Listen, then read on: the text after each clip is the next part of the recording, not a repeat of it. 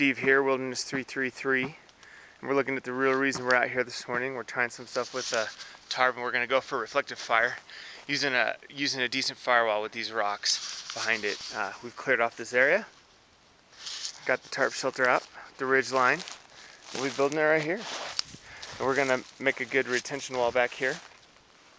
Not going for a fire ring, and got Evan out here knocking it away. And we've got some fat wood to start this fire, so we'll be back in a second when we get this going. Alright, so we're making this wall here. Got some rocks.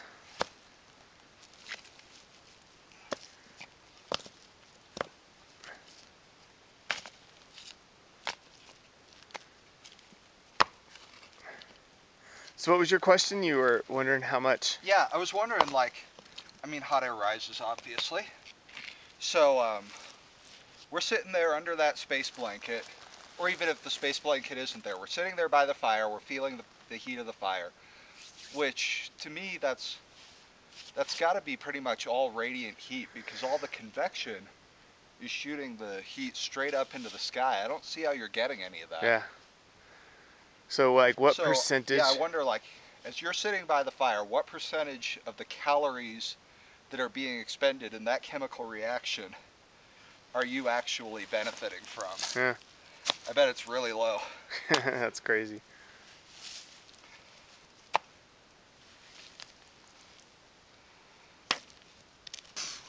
Okay, so we're gonna start this old school with a big lighter. I just thought it'd be fun to show just how easy, man, once you have your fat wood, you're really kind of golden. You don't even need to use, I mean, you start, that lights up just like that. I feathered that out, but barely. And there you go. I mean, you're not even needing to worry about too much else. Just feathered out a few pieces there.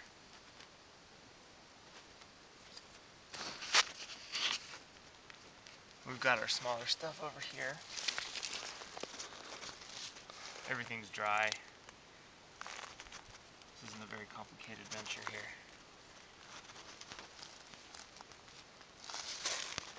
Of course, the more you feather out or make the chips with the fat wood, the more fun it is. But here's your fire. Attend to it. One spark, one little light off the lighter. In perfect conditions.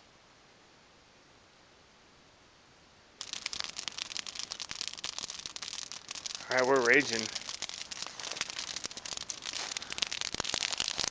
How's it feel? Feels good, man. Are you feeling the heat? Mm-hmm. Reflected off? Mm-hmm. Nice. So what we've done here is we've laid longer sticks along the line of the wall, and kind of with the thought of that's really going to heat those rocks up. So if we were to spend the night here under the shelter, even the rocks are going to be putting off quite a bit of heat, because with the fire right next to them, they're gonna get hot pretty fast. And of course, if we were sleeping here, you're not going to keep the fire this big probably all night, but you're going to get down to some good coals keeping those rocks warm. And that combined with the flames, it's really going to bounce off well to keep us warm under there. Alright, so hate to admit this, but you know, better to learn when it doesn't matter, when it doesn't count. But our fire got too big and we had it too close to the tarp and we burnt it. We caught it right away, got it down, but yeah, those flames sprang a little bit too high coming off that wall and really just melted it. Happened instantly. You know, of course, we knew you don't want to have it too close, but we indeed had made it too close. So, like I said, you know, we're out here. We don't need it. We're getting practice. We're getting dirt time essentially, but it is good to know. I mean, just again, we build this next time. We don't do it that way. And of course, we could put it back up. We wouldn't probably want to move the fire, but as soon as this burns down, it's not going to catch us on fire. So, word to the wise. We all know it, but not putting your tarp too close. The shiny side is flammable. And my water's about to be boiling, so it's time for some oatmeal. So we've about come to the end of the little test we've been trying. This fire has gotten down to the coals, and we had our reflective wall behind it, and it worked good. It was great. We were able to sense, before we burnt that shelter, we were able to feel the heat reflecting off there. It worked better than when I've done it without the wall. So that was great. The one thing we did learn here is it's just going to take more time, I think, for these rocks to get hot enough to actually be sources of heat themselves. I mean, this was right in the fire, and I can touch it. So hopefully, given longer, they would heat up more and be able to retain heat a little bit longer if you were to sleep here.